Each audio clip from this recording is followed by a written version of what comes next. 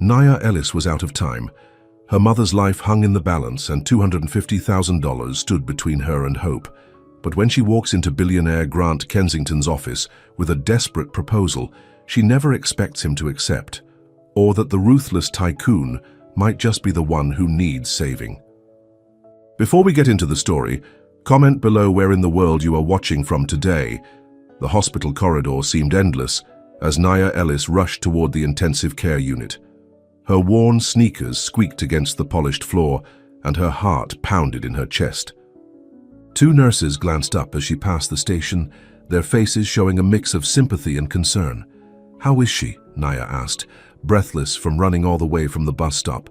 Nurse Jenkins, a kind woman in her 50s who had been caring for Nia's mother for weeks, placed a gentle hand on her shoulder. "She's stable for now, honey. The doctor wants to talk to you, though." Nia's stomach dropped. She knew what that meant. More bad news. She found her mother exactly as she'd left her 12 hours ago when she had rushed home to change for work. Martha Ellis lay still against the white sheets, tubes and wires connecting her to machines that beeped steadily.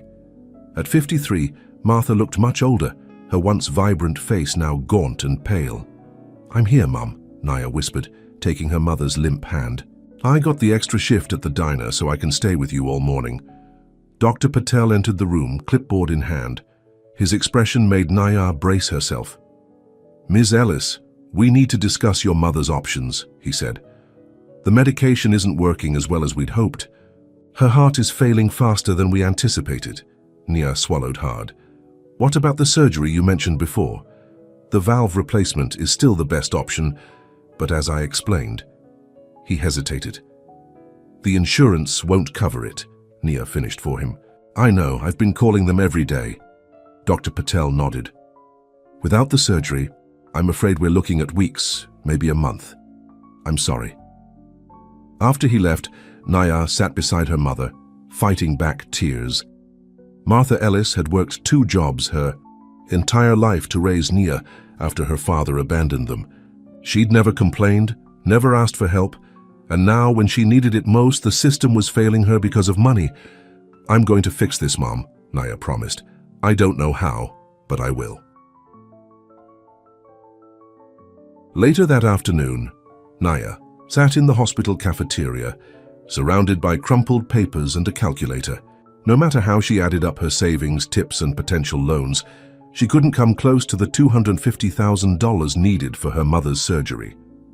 She absent-mindedly stirred her cold coffee while flipping through a discarded newspaper. A headline caught her eye. "Kensington Enterprises CEO makes Forbes 400 list again." The photo showed Grant Kensington III, tall, imposing, and impeccably dressed, looking down at the camera with cold eyes. The article described his recent business acquisitions and mentioned his status as one of the city's most eligible bachelors, despite his notorious aversion to relationships. Nia was about to turn the page when a smaller article below caught her attention. "Kensington faces citizenship challenge." According to the piece, the business tycoon's visa status was in question, and he needed to secure permanent residency within 3 months or risk losing control of his American holdings. An idea, desperate and wild, formed in Nia's mind.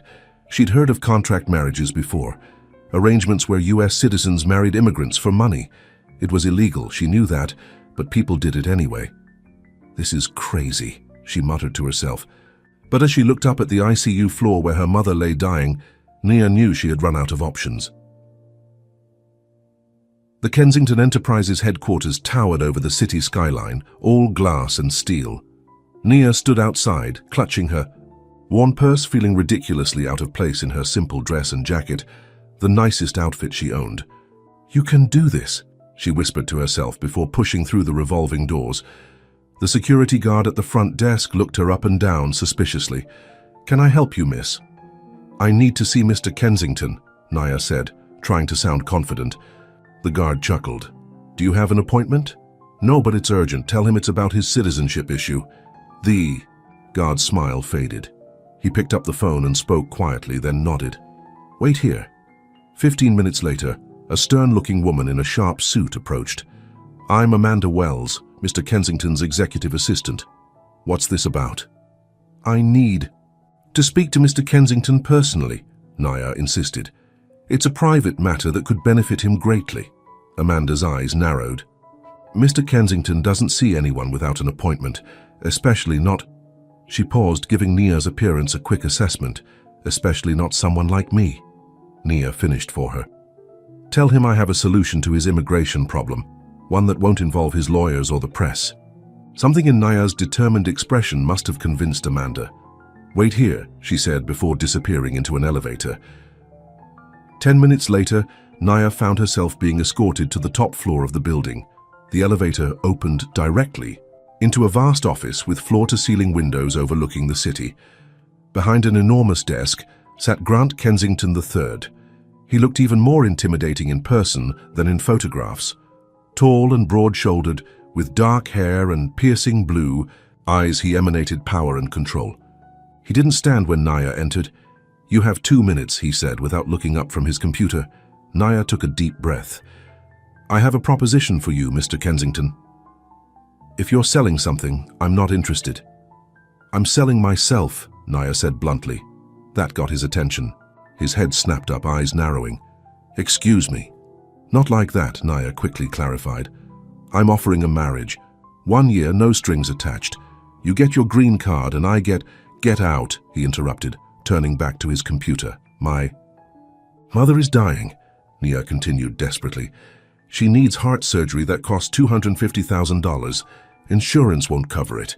I need the money, and you need citizenship. It's a fair trade. Grant leaned back in his chair, studying her with cold calculation. And why would I choose you when I could hire the best immigration lawyers in the country? Because even the best lawyers can't guarantee results, especially with the current administration's crackdown on visa applications. A marriage to an American citizen is certain, and I'm not looking for anything beyond the money for my mother's surgery. Once she's better and your green card is secure, we can quietly divorce. Grant stood and walked around his desk. He was easily a foot taller than Nia, but she refused to be intimidated. What's your name? He asked. Nia Ellis. He circled her, slowly like a predator assessing prey. No criminal record, no hidden scandals? No, I work as a waitress and take night classes at the community college. I'm boring and respectable. And what makes you think I would trust you? What's to stop you from demanding more money once we're married? Nya met his gaze directly. I'll sign anything you want. This isn't about getting rich or taking advantage, it's just about saving my mother. Something shifted in Grant's expression. Not warmth exactly, but perhaps a glimmer of respect. Amanda, he called, and his assistant appeared instantly. Get Peterson from legal up here and have someone run a background check on Ms. Ellis. Does this mean you're considering it? Nia asked cautiously. Grant returned to his desk. It means I'm not having you thrown out yet. Wait outside. 3 hours later, Nia sat across from Grant and his lawyer in a conference room. She'd been photographed, fingerprinted, and questioned extensively. Now a contract lay on the table between them. The terms are simple, said Peterson. A balding man with glasses. You will marry Mr. Kensington within the week. You will live in his home for 1 year and accompany him to necessary social and business functions as his wife. You will sign a non-disclosure agreement. In return, Mr. Kensington will pay for your mother's medical expenses and provide you with a monthly stipend. I don't need a stipend, Nia clarified. Just my mother's surgery and care. Grant raised an eyebrow. Most people would ask for more. I'm not most people. I just want my mother to live. Grant studied her for a long moment. The surgery will be arranged at Manhattan Methodist. They have an excellent cardiac unit. You'll move into my home this weekend. We marry on Monday. That fast? Nia asked, suddenly overwhelmed by how quickly. Her desperate idea was becoming reality. Immigration officials are reviewing my case next month. We need to establish our relationship immediately. He pushed the contract toward her. Sign it if you agree. Nia's hand trembled slightly as she took the pen. Can I tell my mother the truth? No, Grant said firmly. As far as anyone is concerned, we met 3 months ago and had a whirlwind romance. The fewer people who know the truth, the better. Nia nodded and signed her name. As Grant added his signature, she couldn't help but wonder what she had just gotten herself into. By Saturday, Martha Ellis had been transferred to Manhattan Methodist Hospital under the care of one of the top cardiac surgeons in the country. Nia sat beside her mother's bed, holding her hand as the doctor explained the procedure scheduled for Monday morning. "It's a miracle," Martha whispered after the doctor left. "How did you manage this, honey?" Nia forced a smile. "I met someone. Mom, someone special who wants to help us." "A man?" Martha's eyes widened. "Why haven't you mentioned him before?" "It happened fast," Nia said, the lie bitter on her tongue. "His name is Grant Kensington. We're getting married." Martha looked shocked. "Married? Nia, you've never even mentioned dating anyone." "I know it seems sudden, but when you know, you know." Nia squeezed her mother's hand. "He's taking care of the hospital bills. He wants to help." "Kensington, why is that name familiar?" Martha's brow furrowed. "He's a businessman, quite successful." Nia changed the subject quickly. "The important thing is your surgery, Mum. The doctor says your chances are excellent." Later that afternoon, Nia packed her few belongings into a single suitcase. Her apartment, a tiny studio she could barely afford, looked bare even with most of her things still in it. She told her landlord she was moving out and given notice at the diner. At precisely 5 p.m., a sleek black car pulled up outside her building. The driver, a man in a dark suit, loaded her suitcase into the trunk without a word. As the car pulled away from the curb, Nia looked back at the life she was leaving behind. By this time tomorrow, she would be living in a mansion with a man she barely knew, preparing to become his wife, a man who had bought her, just as surely as if they'd signed a bill of sale instead of a marriage contract. The iron gates of the Kensington estate opened as the car approached. Nia stared wide-eyed at the sprawling mansion that came into view. It was bigger than she had imagined, a massive structure of stone and glass perched on a hill overlooking the city. The car stopped at the front entrance, where Amanda Wells, Grant's assistant, waited with a tablet in hand. "Welcome, Ms. Ellis," she said without warmth. "Mr. Kensington is in a meeting, but I'll show you to your room and review the schedule for tomorrow." Ines followed Amanda through the massive front doors into a grand foyer with a sweeping staircase. Everything looked expensive and untouchable, from the crystal chandelier to the marble floors. "This place is like a museum," Nia commented. "Kensington values order and perfection," Amanda replied. "Your room is this way." They climbed the stairs to the second floor, passing through corridors decorated with artwork that probably cost more than Nia would earn in 10 lifetimes. "This is your suite," Amanda said, opening double doors to reveal a sitting room larger than Nia's entire apartment. Beyond it was a bedroom with a 4-poster bed and floor-to-ceiling windows overlooking manicured gardens. The bathroom is through there, and the dressing room is on the left. Mr. Kensington had some appropriate clothes delivered for you. Amanda's tone made it clear what she thought of Nia's current wardrobe. Appropriate for what? For being Mrs. Kensington, of course. Your marriage takes place tomorrow at 11 a.m. in Mr. Kensington's private office downtown. A judge will perform the ceremony with the minimum required witnesses. Afterward, you'll attend a lunch with some of Mr. Kensington's business associates. So soon? Nia hadn't expected to be thrust into the role immediately. The sooner people see you as a couple, the more convincing it will be. Amanda handed her the tablet. "This is your schedule. Study it. You'll find information about Mr. Kensington's businesses, his associates, and his preferences. Memorize it all. His preferences, what he likes to eat, his daily routine, how he takes his coffee, details a wife would know. Immigration officials will check these things during interviews." Nia took the tablet, feeling overwhelmed. "When will I see him?"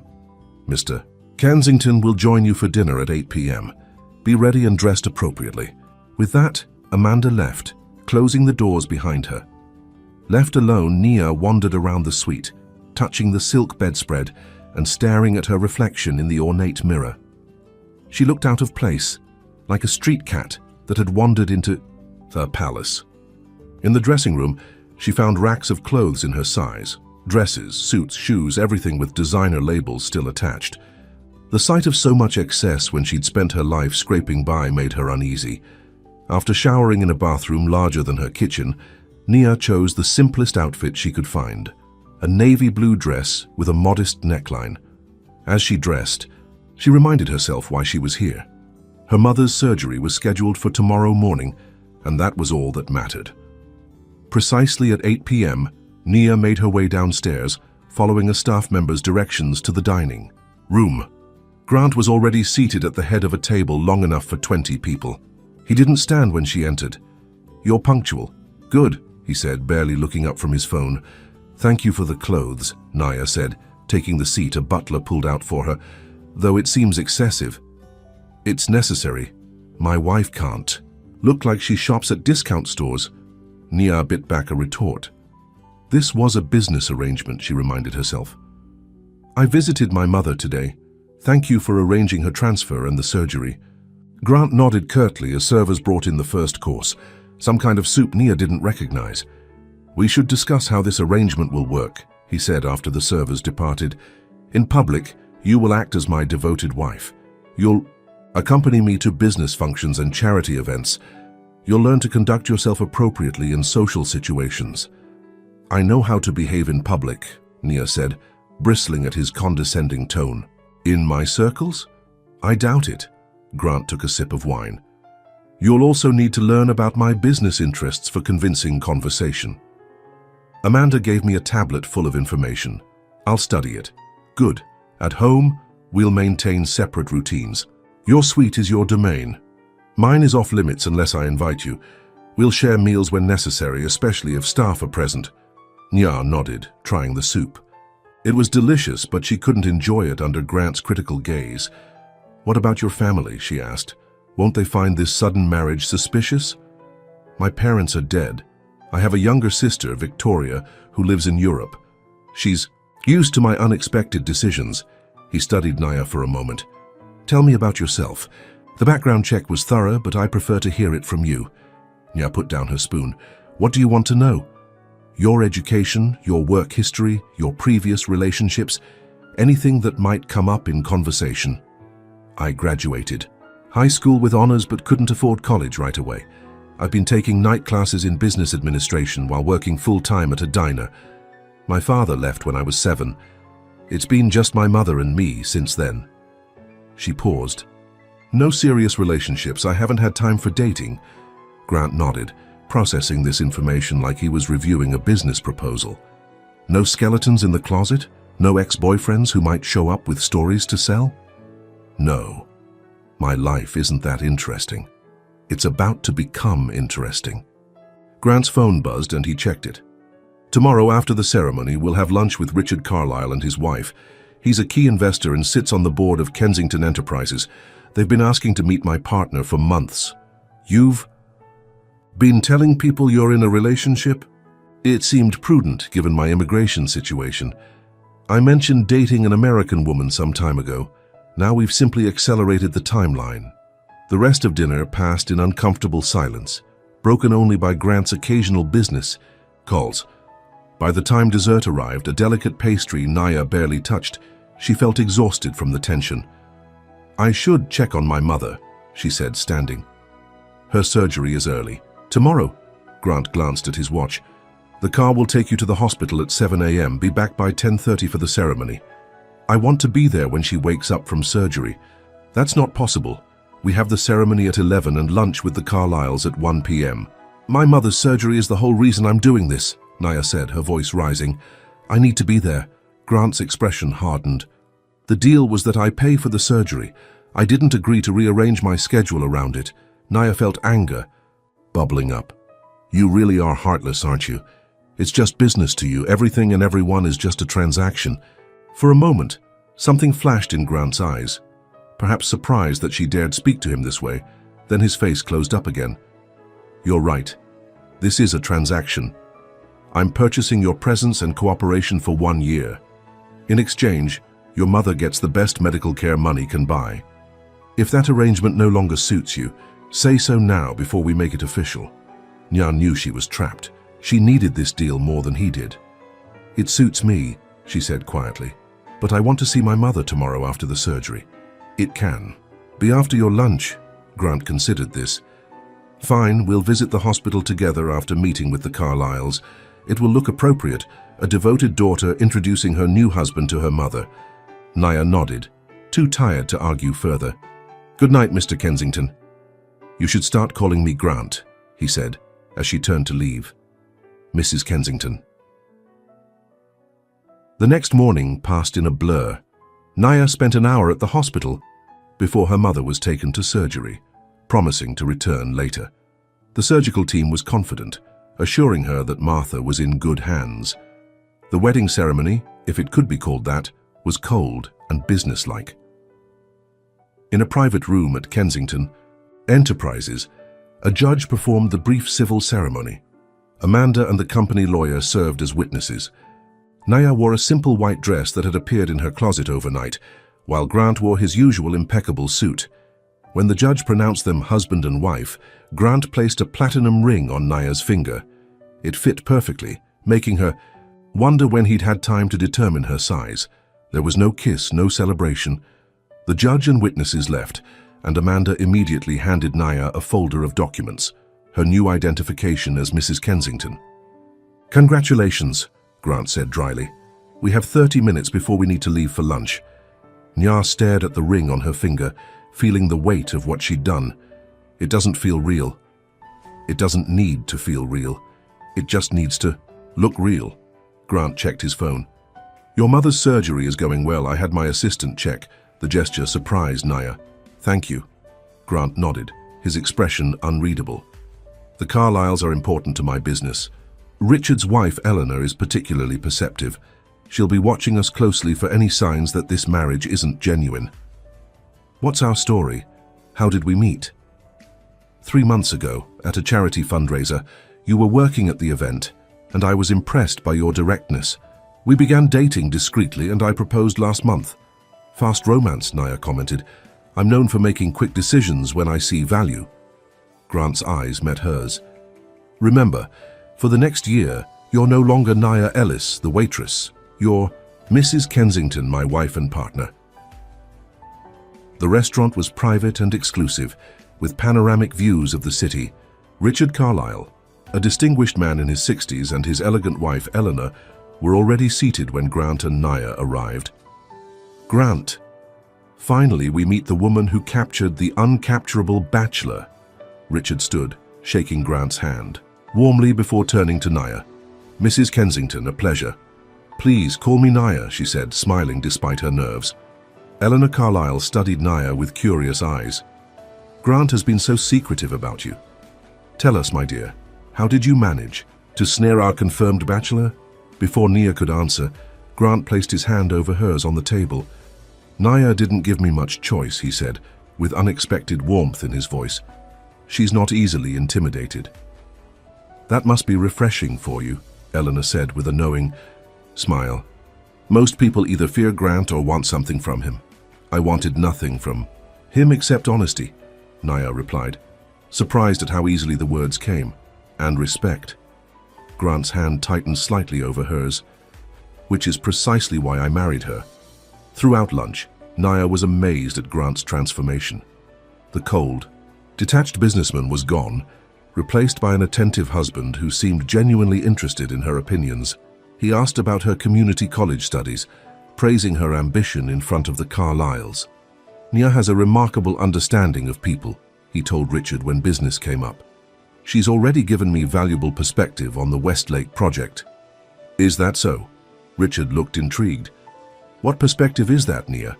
Caught off guard, Naya recalled something she'd read on the tablet. "The Westlake development impacts a working-class neighborhood. Grant mentioned the resistance from local businesses, and I suggested involving them in the planning process rather than simply buying them out." Grant nodded approvingly. "It's going to save us months of community pushback and bad press."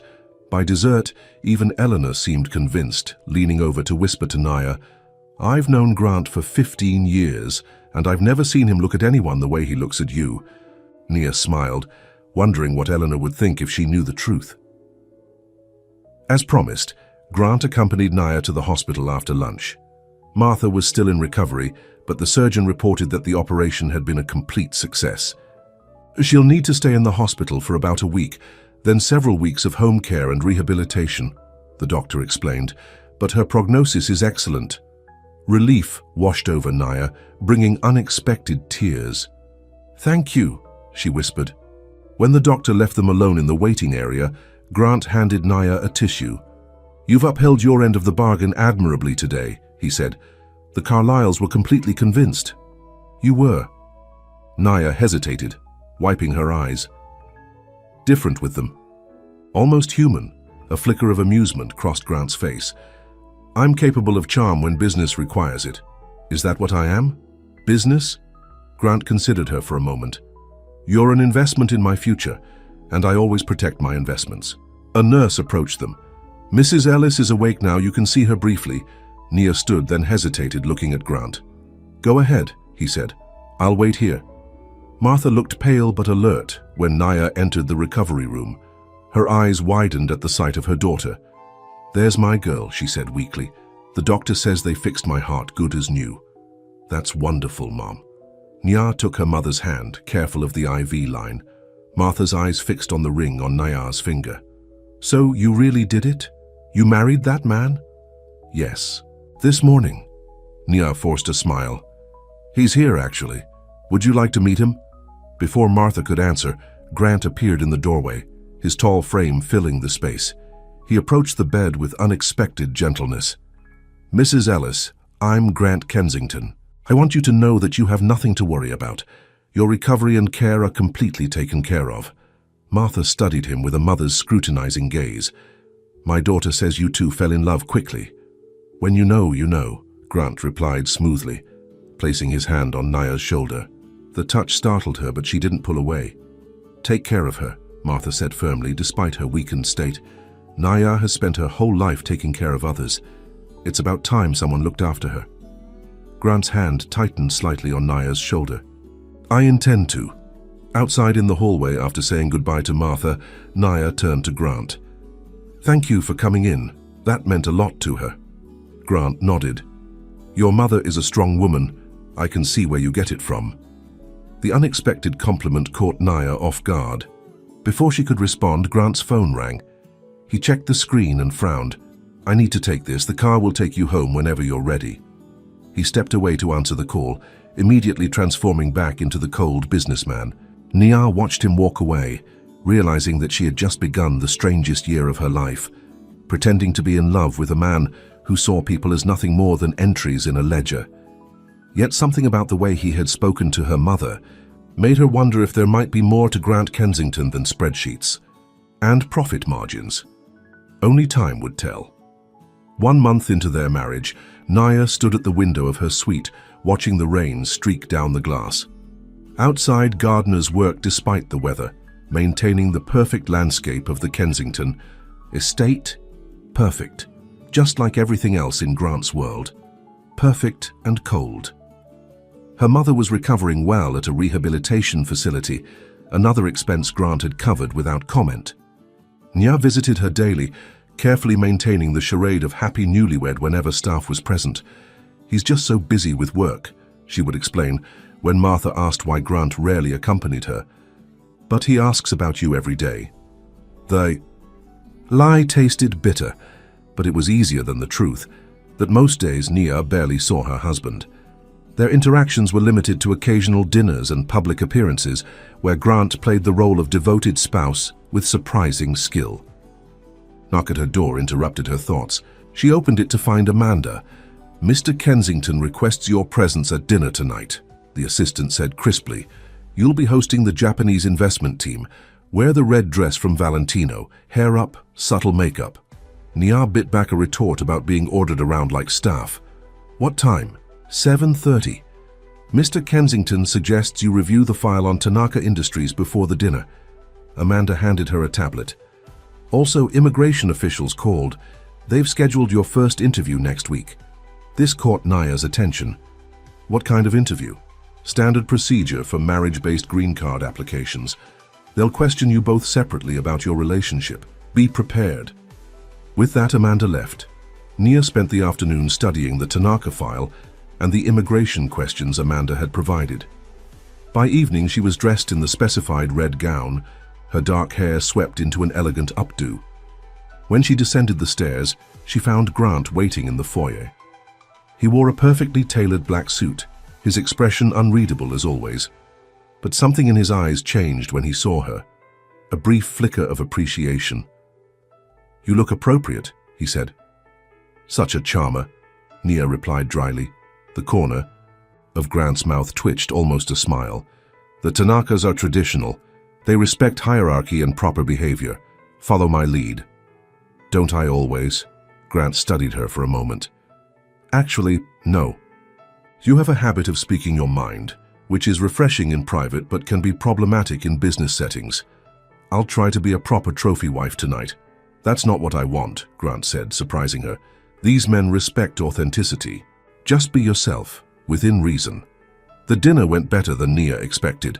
The Japanese businessmen were formal but friendly, especially Mr. Tanaka himself, an older man with kind eyes. "Mrs. Kensington," he said during dessert, "your husband tells me you are studying business administration." "Yes, part-time," Nia replied. "I'm particularly interested in how businesses can balance profit with community impact." Tanaka nodded approvingly. "In Japan, we believe a business must serve society, not just shareholders. Your husband's new community development approach to the Westlake project reflects this philosophy." Nia glanced at Grant, surprised. "Yes, involving local businesses rather than displacing them. An idea I believe came from you," Tanaka said with a smile. Grant nodded. "My wife has valuable perspective I previously overlooked." After the guests departed, Nia helped the staff clear some dishes, ignoring their protests. When she returned to the dining room, she found Grant still seated, watching her with an odd expression. "Did I say something wrong?" she asked. "No. You were perfect." He paused. "Too perfect, perhaps." "Tanaka asked if you would consider joining our next meeting. He believes your fresh eyes would be valuable." Nia raised an eyebrow. "And you told him?" "That I would discuss it with you." Grant stood, adjusting his cuffs. "We have the immigration interview next week. We should prepare." Amanda gave me the questions. "Questions are the easy part. We need to appear as a genuine couple." He hesitated. "We need to know more about each other. Personal details." "Like what?" "Like how you take your coffee, your favorite books, whether you sleep on the left or right." "Side of the bed," Nia laughed. "Immigration officers aren't going to ask which side of the bed I sleep on." "They might. And we've never shared a bed." The statement hung in the air between them, suddenly heavy with implication. "I sleep on the left," Nia said finally. "And I like my coffee with just a little milk, no sugar." Grant nodded. "I sleep on the right, black coffee." "Shocking," Nia said with a small smile. "The man who runs on spreadsheets and profit margins takes his coffee black." That almost smile appeared again on Grant's face. "We should spend more time together this week. Make it convincing. Convincing enough to fool government officials, convincing enough to fool anyone." The week that followed was strange. Grant began joining Nia for breakfast each morning. They took walks around the grounds, during which he asked about her childhood, her dreams, her favorite memories. He shared little in return, but he listened to her stories with genuine interest. One evening, they sat in his study reviewing their relationship timeline when Grant asked, "Why did you never pursue college full-time?" "Money," Nia said simply. "Mom got sick the first time when I was 18. Medical bills took everything we had saved for my education. What would you have studied?" "Business still, but with a focus on non-profit management," she smiled wistfully. "I wanted to start a foundation to help families dealing with medical crises, people who fall through the cracks of the system." Grant looked thoughtful. "That's still possible. You could finish your degree now." "Taking night classes while playing society wife?" "I don't think so. Why not? You're clearly intelligent. It would be a waste not to pursue your education." Nia studied him, surprised by his interest. "Maybe after our arrangement ends. For now, I'm focused on helping my mother recover." Grant nodded, then hesitated before asking, "Would you like to visit her together tomorrow before the interview?" The request caught Nia off guard. "Why?" "Immigration officials often contact family members. Your mother should see us together, interacting like a normal couple." "Right, of course." Naya tried to hide her disappointment at the practical reason. That makes sense. Martha Ellis looked much better than she had a month ago. Color had returned to her cheeks, and she was sitting up in a chair when Nia and Grant arrived at the rehabilitation center. "There's my daughter and her mysterious husband." Martha's face lit up. "I was beginning to think he was avoiding me." "Business has been demanding," Grant said smoothly, taking the chair next to Martha's. "But I wanted to see your progress for myself." "And check if I'm worth the investment?" Martha asked shrewdly. Grant looked startled, then laughed. An actual laugh that transformed his face completely. "I see where Naya gets her directness." "She's always been too honest for her own good," Martha agreed. "Never could tell a lie." Without blushing, she fixed her gaze on Grant. "So tell me, what made you fall for my daughter? And don't give me that love-at-first-sight nonsense." Nia tensed, but Grant seemed unfazed. "It wasn't first sight," he said. "It was first conversation. Nia challenged me in a way no one had in years. She didn't care about my money or my position. She just saw me." He glanced at Naya. "That's rare in my world." The sincerity in his voice was so convincing that even Naya almost believed him. Martha studied them both for a long moment, then nodded. "Well, she's always been a good judge of character. If she chose you, there must be something worthwhile beneath that fancy suit." Later, as they walked to the car, Nia said, "You're very good at this. For a moment, even I believed you were in love with me." Grant opened the car door for her. "That's the point, isn't it?" The immigration office was sterile and unwelcoming. Naya and Grant sat side by side in a waiting room, surrounded by other couples in similar situations. "Mr. and Mrs. Kensington?" A stern-looking woman appeared at a door. "I'm Officer Garcia. We'll be conducting your interview separately. Mrs. Kensington, you'll come with me. Mr. Kensington, my colleague will be with you shortly." Nia followed Officer Garcia to a small office with a desk and 2 chairs. The woman gestured for her to sit, then opened a file. "This is a standard procedure for all marriage-based green card applications," she explained. "I'll ask you questions about your relationship. Your husband will be asked the same questions separately. Any significant discrepancies will raise concerns about the validity of your marriage." Nia nodded, trying to appear calm. "How did you meet Mr. Kensington?" "At a charity fundraiser 3 months ago. I was working the event, and he was a donor." "And when did you start dating?" "That night. He asked for my number." The questions continued, basic at first, then increasingly detailed. Nia recited the practiced answers, adding small, unplanned details to make them more convincing. "What side of the bed does your husband sleep on?" "The right," Nia answered, remembering their conversation. "Does he have any birthmarks or scars?" Nia hesitated. She and Grant hadn't discussed this. "He has a small scar on his left shoulder, from a sailing accident when he was younger." The officer made a note, and Naya prayed she'd guessed correctly. "What does he usually eat for breakfast?" "Nothing, usually, just black coffee. He's not a morning person." "When did you know you wanted to marry him?" The question caught Naya off guard. They hadn't prepared for something so subjective. "It wasn't a specific moment," she said slowly. "It was more a gradual realization that I felt safe with him. Not because of his money or position, but because underneath all that there's someone solid and reliable. Someone who sees me clearly." She was surprised by how true the words felt. After 45 minutes, the interview concluded. Nia was escorted to another waiting room to wait for Grant. When he finally appeared, his face revealed nothing. "How did it go?" she asked once they were in the car. "Fine. You?" "I think okay. I had to guess about the scar on your shoulder." Grant glanced at her. "Lucky guess. I do have a scar there." "From a sailing accident?" "From a broken bottle. My father threw it during one of his rages." Grant's voice was flat, matter-of-fact. Nia stared at him, shocked by this glimpse into his past. "I'm sorry, I didn't know." "Why would you? It's not in any of the company bios." "Your father was violent?" Grant's hands tightened on the steering wheel. "He was a drunk, brilliant businessman, terrible human being." "Is that why you don't drink? I've noticed you only have water at dinners." Grant looked surprised that she'd noticed. "Partly. Also, I prefer to stay in control. They drove in silence for a while before Naya asked, "Do you think we passed the interview?" "Yes." Officer Wilson seemed satisfied. "We should hear within a few weeks." When they arrived home, Grant paused before they entered the house. "Naya, thank you for today." It was the first time he'd thanked her for anything related to their arrangement. "It's what you're paying me for," she replied, instantly regretting the words when she saw his face close up again. "Of course. Good night, Mrs. Kensington." 2 weeks later, Grant's green card was approved. He brought the news to Naya as she sat in the garden reading.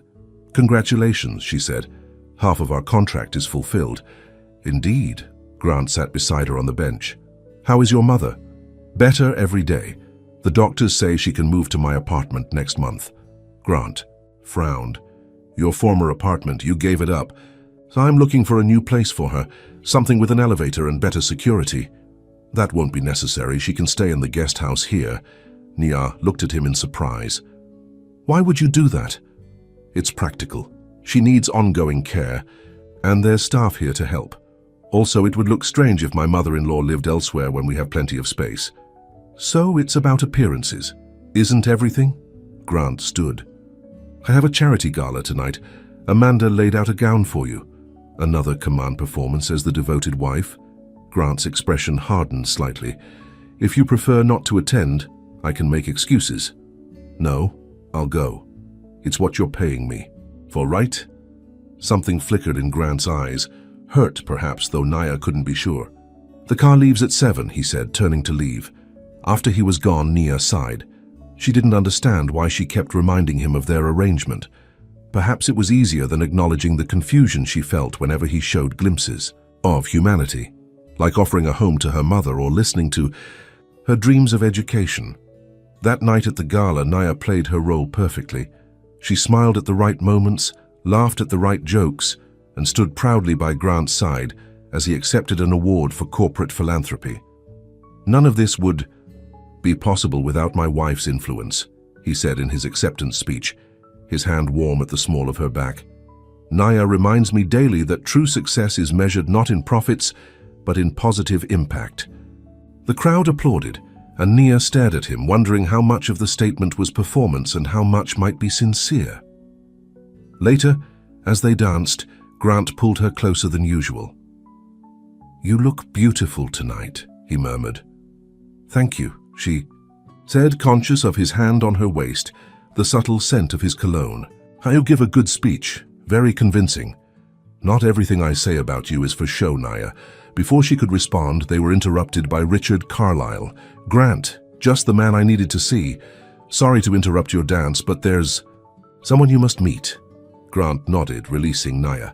"I'll be right back," he promised, but he didn't return. Caught in a series of business conversations, he remained across the room for the rest of the evening. Nia didn't mind. It gave her time to compose herself, to remember that this marriage was a business arrangement, nothing more. She was just beginning to consider finding Grant to leave when a striking blonde woman approached her.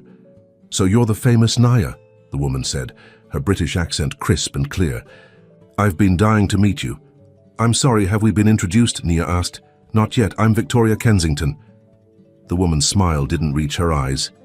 "Grant's sister." Nia's heart sank. Grant had mentioned his sister lived in Europe. Hadn't mentioned she would be visiting. "Victoria, it's lovely to meet you. Grant didn't tell me you were in town."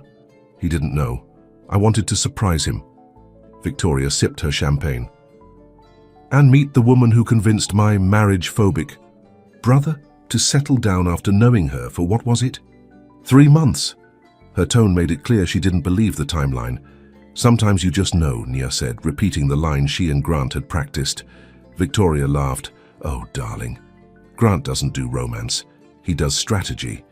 She leaned closer. "So what's your angle? What made my brother decide he suddenly needed an American wife?" Before Nia could respond, Grant appeared at her side. "Victoria, this is unexpected." His voice was cool, his arm possessive around Nia's waist. "Hello, brother dear, I was just getting to know your bride." Victoria's smile was shark-like. "Quite the whirlwind romance, I hear." "We were just leaving," Grant said firmly. "Dinner Tomorrow, we can catch up properly. I'll look forward to it. Victoria kissed his cheek, then whispered something in his ear that made his jaw tighten. In the car, Grant was silent, his expression dark. Your sister seems interesting, Nia ventured. Victoria thrives on drama. Ignore whatever she said. To you. She seems suspicious of our marriage. She's suspicious of everything. Grant sighed. She'll be staying for a week.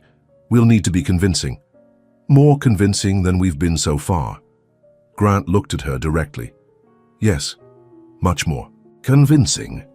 The intensity of his gaze sent an unexpected shiver through Nia. What does that mean exactly? It means Victoria will be watching us closely, looking for cracks. She has a talent for discovering secrets. His hand found hers in the darkness of the car. We'll need to appear truly intimate. The word hung between them, intimate, with all its implications. I see, Nia said, her mouth suddenly dry. Grant's thumb traced circles on the back of her hand. Can you do that, Nia? Can you make everyone, including my sister, believe that what's between us is real? In that moment, with his touch sending warmth up her arm and his eyes holding hers, Nia wasn't sure what was real anymore. Yes, she whispered. I can do that. What she didn't say, what she hardly dared admit to herself, was that she was no longer entirely sure she would be acting. Victoria Kensington's presence transformed the mansion. Suddenly, the quiet, ordered household became a stage for her dramatic entrances and exits, her laugh echoing through rooms that had known only hushed conversations. This place is exactly as gloomy as I remember, Victoria declared over breakfast on her first morning. Honestly, Nia, how do you stand it? It's like living in a museum. Grant, reading financial reports at the head of the table, didn't look up. Not everyone needs constant chaos to feel alive, Victoria. No, some people need no life at all. Victoria winked at Nia. Has he shown you his color-coded closet yet? Everything arranged by shade and season. Despite herself, Nia smiled. I assumed his assistant did that. Oh, no, that's all, Grant. Control freak from the cradle. Victoria buttered her toast. So, newlyweds, how's married life? Nia felt Grant's eyes on her. Adjustment period, she said carefully. But good. Victoria raised an eyebrow. Adjustment period? That doesn't sound very romantic. What, Nia? Means, Grant interjected, reaching for her hand across the table, is that we're learning to blend our lives. My schedule isn't always easy to work around. The casual intimacy of his touch still startled Nia, though they'd agreed to increase these gestures during Victoria's visit. Speaking of schedules, Grant continued, I have meetings until noon, but I'm free this afternoon if you'd like to visit your mother. Nia nodded. She'd like that. She's been asking about you. Domestic bliss, Victoria commented, her tone skeptical. Never thought I'd see the day. Over the next few days, Grant and Nia maintained a careful performance. They touched more, frequently, his hand at her waist, her fingers brushing his arm. They sat closer on the couch during evening drinks. Once, when Victoria entered the room unexpectedly, Grant pulled Nia into a kiss that left her breathless and confused. Sorry, he murmured after Victoria left. She was watching through the doorway. It's fine, Nia said, her heart racing. Part of the job. But it didn't feel like a job anymore, that was the problem.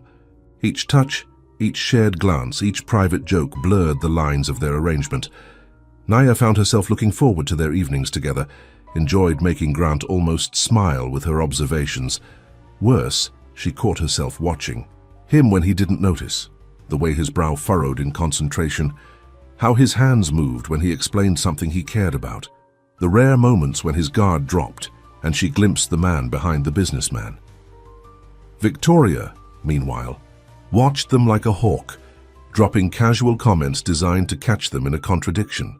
Grant, remember that villa in Tuscany where we stayed as children? You should take Nia there for a proper honeymoon.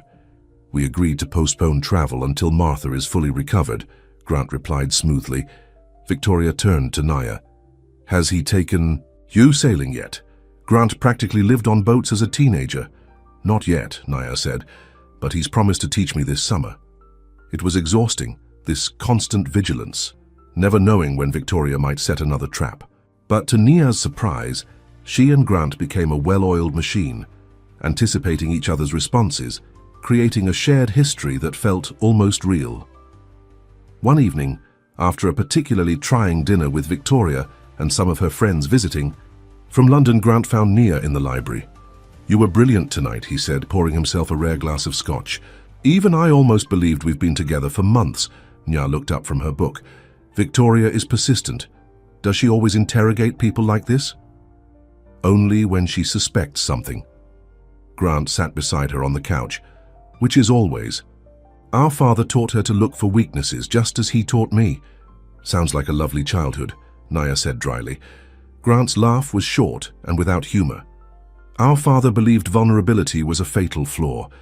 Victoria dealt with it by becoming the thing he feared. Emotional, unpredictable, fully alive. I went the opposite direction. You shut everything down. I compartmentalized." Grant swirled the amber liquid in his glass. "It was more efficient." "And lonely," Nia said softly. Grant looked at her, really looked at her, in a way that made her breath catch. "Yes, but I never noticed until recently." Before Nia could respond, Victoria burst into the room. "There you are. I've had the most brilliant idea. Let's look at your wedding photos." Nia felt her stomach drop. There were no wedding photos. Their ceremony had been private, clinical, without celebration. Grant didn't miss a beat. "We haven't received them yet. The photographer is still editing," Victoria pouted. "Not even one for social media? No one even announced your marriage publicly. It's strange." "We wanted privacy," Grant said firmly. "So strange," Victoria repeated, studying them both, "almost as if you're hiding something." That night, as Nia prepared for bed, there was a knock at her door. She opened it to find Grant, still dressed in his evening clothes. "We have a problem," he said, entering her room and closing the door. "Victoria's been asking the staff questions about us." "What kind of questions?" "About our relationship, whether we share a bedroom." His expression was grim. "She's suspicious, and she won't let it go." Nia sat on the edge of her bed. "What do we do?" Grant ran a hand through his hair, a rare gesture of frustration. "We need to be more convincing. Victoria knows I've always kept my suite private, even from family. The fact that you and I maintain separate rooms is feeding her suspicion." Nia understood what he wasn't saying. "You think we should share a bedroom, just while she's here for appearance's sake?" Grant wouldn't meet her eyes. "I can sleep in the sitting area. You won't even know I'm there." The idea of Grant in her private space, even in another room, sent a flutter through Nia's stomach. "Fine, if you think it's necessary." "I do." He finally looked at her. "Thank you, Nia. I know this goes beyond our agreement. Well, I'm getting the better end of the deal, aren't I? My mother's healthy, living in your guest house with the best care money can buy. I can handle a roommate for a few days." Grant nodded, his expression unreadable. "I'll have some of my things moved in tomorrow. Victoria will notice." After he left, Nia lay awake for hours, wondering how she had gone from a business arrangement to sharing living quarters with a man who confused her more each day, a man who could be cold and distant one moment, then surprisingly thoughtful the next, a man she was beginning to care for, despite every rational thought telling her not to. The next day, Victoria noticed immediately when Nia emerged from Grant's master suite instead of her own room. "Well, well," she said, looking up from her coffee. "Finally decided to act like a real married couple?" Nia felt her cheeks warm. "We've always been a real married couple." "Of course you have." Victoria's smile was knowing. "I just find it interesting that after my arrival, suddenly you're sharing my brother's sacred private space, a place where even I wasn't welcome as a child." "People change, Victoria," Grant said, appearing behind Nia and placing a kiss on the top of her head. "Marriage changes priorities." Victoria watched them over the rim of her coffee cup. Apparently. That evening, when they retired to Grant's suite, the awkwardness was palpable. His living space was immaculate, minimalist but luxurious, with a massive bed dominating the bedroom. "I'll sleep on the couch in the sitting room," Grant said, gathering a pillow and blanket. "Don't be ridiculous, that couch is too small for you." Nia gestured to the king-sized bed. That thing could fit 4 people without them touching. We can share. Are you sure? We're adults, Grant, and technically we are married. In bed that night, with Grant a careful distance away on his side, Naya stared at the ceiling. Can I ask you something? His voice was deep in the darkness. Why did you really agree to our arrangement? Someone in your position could have hired the best immigration lawyers, found other solutions. The silence stretched so long she thought he might not answer. Efficiency, he said finally. A marriage was the fastest, most certain path. And when you walked into my office with your proposition, the timing was perfect. That's it, just convenience. Grant turned to face her, though she could barely make out his features in the dim light. Not entirely. There was something about you, your determination, your willingness to do anything for someone you loved. It was admirable. You mean it was useful? Both. He hesitated. Why are you asking? Nia sighed. I don't know. Sometimes I just wonder if any of this is real.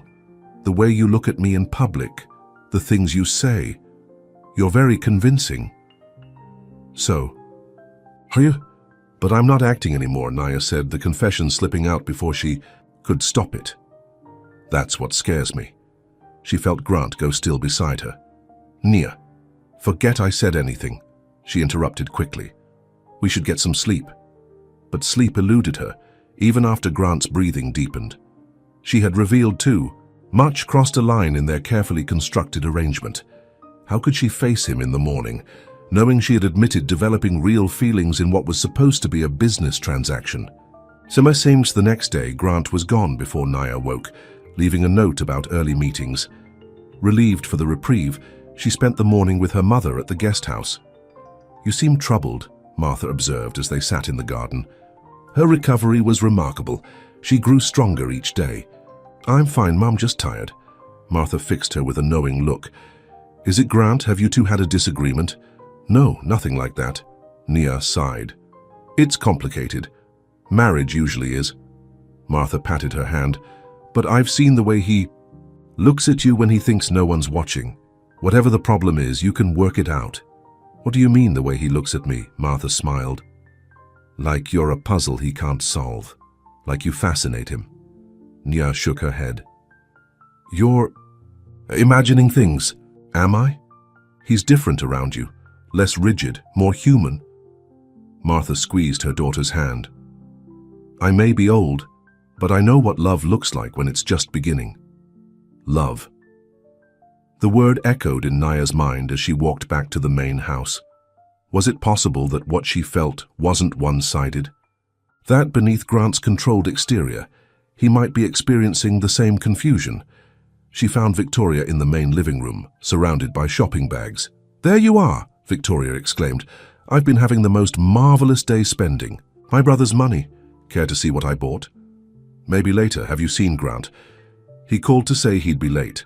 Some crisis at the office. Victoria studied Naya's face. Trouble in paradise? No, just a question about dinner, Naya lied. Victoria patted the couch beside her. Come sit with me, sister-in-law, let's chat. Warily, Naya complied. I've been watching you and my brother, Victoria said, her tone conversational, and something doesn't add up. What do you mean? Grant doesn't do love. He doesn't do emotion. He's exactly like our father in that way. Victoria leaned closer. So why, after 35 years of avoiding entanglements, would he suddenly marry a waitress with no connections, no money, and no strategic value to his empire? Kanyaf kept her expression neutral. Maybe he just fell in love. Victoria laughed. Please, my brother hasn't loved anyone since our mother died. He wouldn't recognize the emotion if it bit him. She tapped her manicured nails against a crystal glass. No, there's something else going on, and I intend to find out what it is. Why do you care so much? Because Kensington Enterprises is half mine, even if Grant likes to pretend otherwise. And I need to protect my interests. Victoria's smile turned predatory. Whatever game you're playing, whatever angle you're working, I will figure it out. There's no game, Victoria. I married Grant because I love him. The words felt true as Naya said them, startling her. "We'll see about that," Victoria replied. "Everyone has secrets, Naya, and secrets always come out eventually." That night, Naya waited up for Grant, determined to clear the air between them. But when he finally returned after midnight, his expression was closed, distant. "Is everything okay?" she asked as he loosened his tie. "Fine, just business." He wouldn't meet her eyes.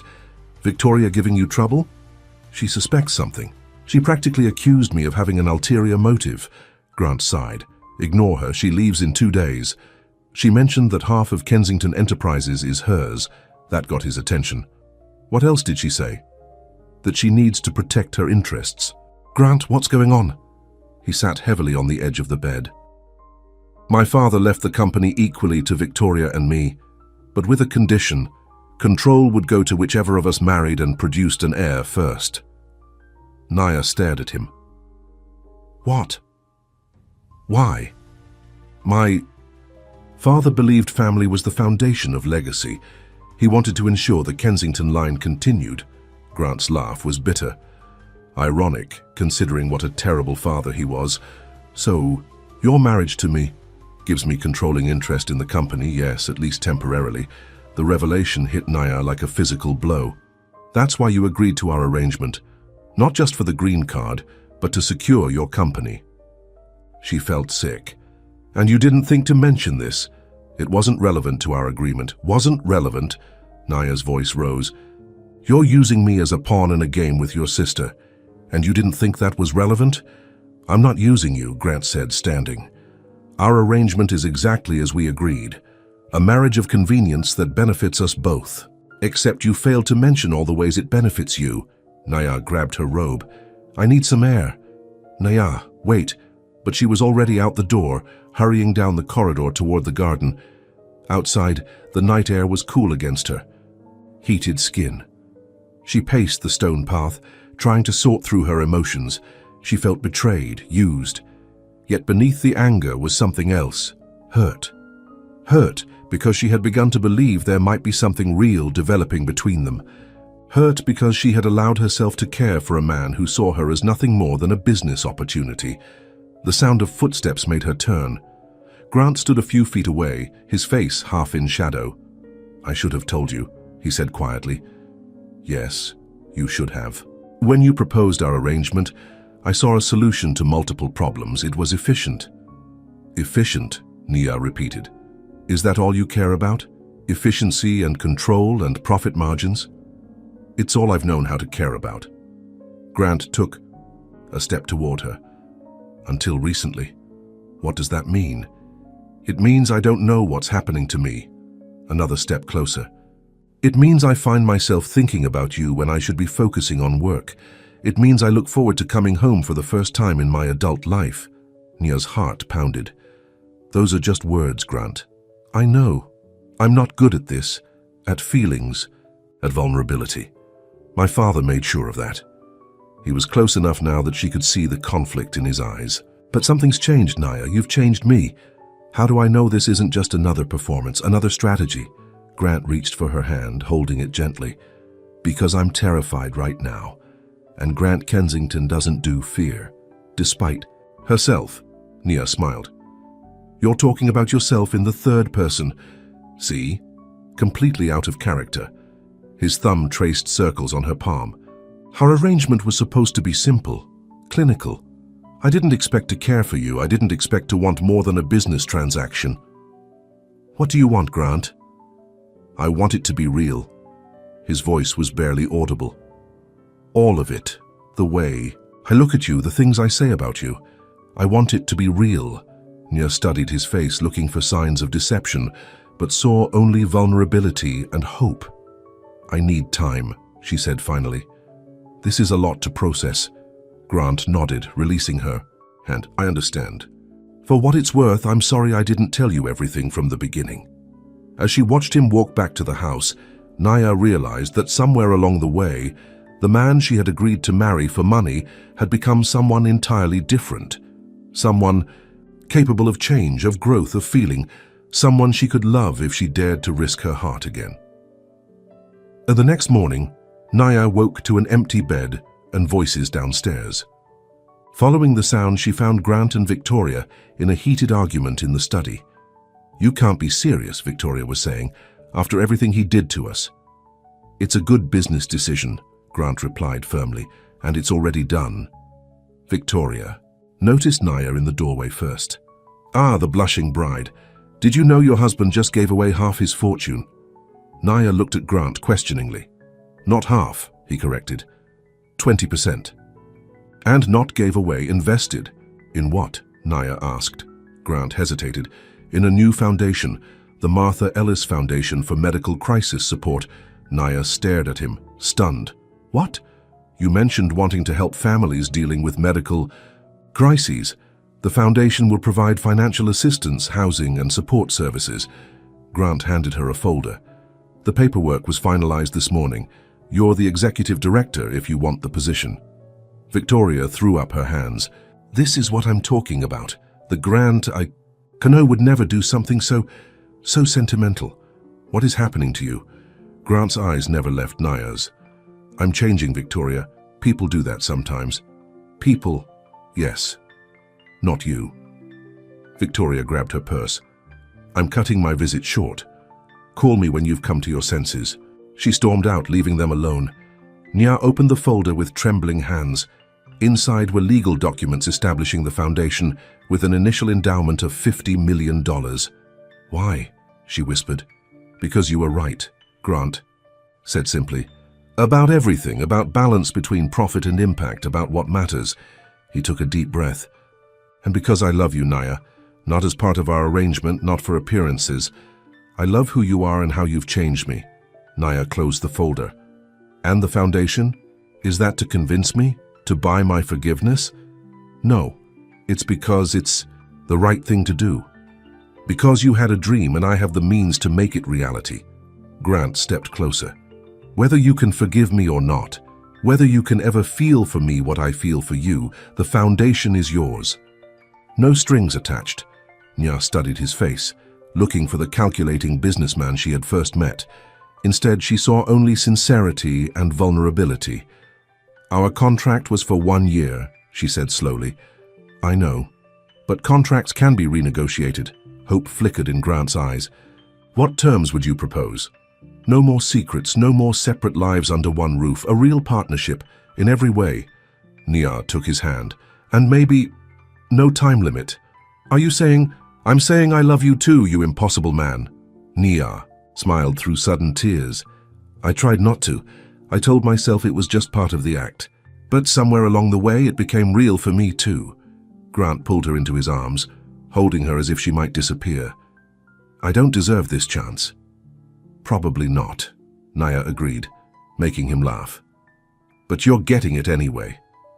When he kissed her, it wasn't for show, wasn't part of their performance. It was real, tender and passionate and full of promise. "What happens now?" Nia asked when they finally parted. "Now?" Grant smiled, a full, genuine smile that transformed his face. "Now we begin again, not as a business arrangement, but as a real marriage, if that's what you want." "It is," Naya said, realizing it was true. "But there's something else I want too." "Name it." "I want to finish my degree, run the foundation, make a difference." Grant nodded. "Done. Anything else?" Naya smiled, tracing the line of his jaw with her finger. "I want you to be happy, Grant Kensington, really, truly happy." "I already am," he said, pulling her close again. "For the first time in my life, I already am." 6 months later, Martha Ellis sat in the front row of the university auditorium, watching proudly as her daughter received her business degree. Beside her sat Grant, who cheered the loudest when Naya's name was called. The Martha Ellis Foundation was already helping dozens of families, with plans to expand nationally. Naya split her time between running the foundation and taking an increasingly active role in Kensington Enterprises, where her perspective had led to a new corporate responsibility initiative. Victoria had eventually come around, especially after seeing the positive press and goodwill generated by the foundation. She visited occasionally, bringing chaos and laughter to the once quiet mansion that now felt like a real home. As for Grant and Naya, their arrangement had evolved into something neither could have imagined that day in his office. a true partnership. Based on respect, trust, and love that grew stronger each day, what had begun as a transaction had become a transformation.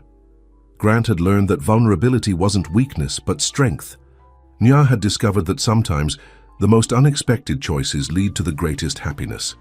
And together, they had found that some things couldn't be bought, sold, or negotiated. They could only be given freely, from the heart.